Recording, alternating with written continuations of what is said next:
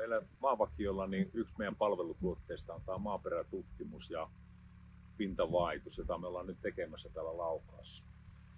Me tehdään tämmöinen maaperäkairaus, kairausdiagrammin tietojen perusteella meillä geopuolen insit sitten lausuu sitä perustamistapalausunnon, millä tavalla tässä rakentaja voi tätä tulevaa hanketta lähteä perustamaan ja optimoimaan niitä rakenteita ja vahvuuksia, että ne turvallisesti talo pysyy pystyssä ja sitten toisaalta ei tehdä liian järeitäkään rakenteita.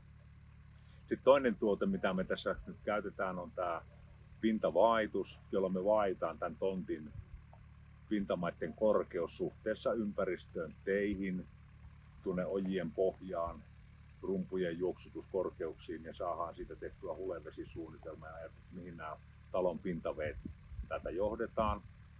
Ja samalla me myöskin saadaan optimoitua tämän tontin maankäyttöä, että me ei turhaa ajeta tätä maa-aineksia pois ja rahalla tuoda niitä takaisin, vaan pystytään säilyttämään niitä maamassoja, mitä halutaan. Ja sitten taas tämän pohjatutkimuksen kautta me tiedetään perustamistavat noille piha-alueille ja rakennuksille siten, että mitä aineita tänne ja mitä aineita tuodaan tilalle ja mihin korkoon tätä rakennetaan.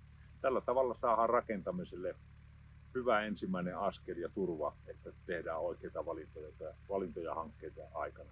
Meillä on muitakin tuotteita ja jos sinua lähtee kiinnostamaan ne, niin maavakio.fi, käy sieltä klikkaamassa mitä kaikkea jännää me tehdään geopuolella.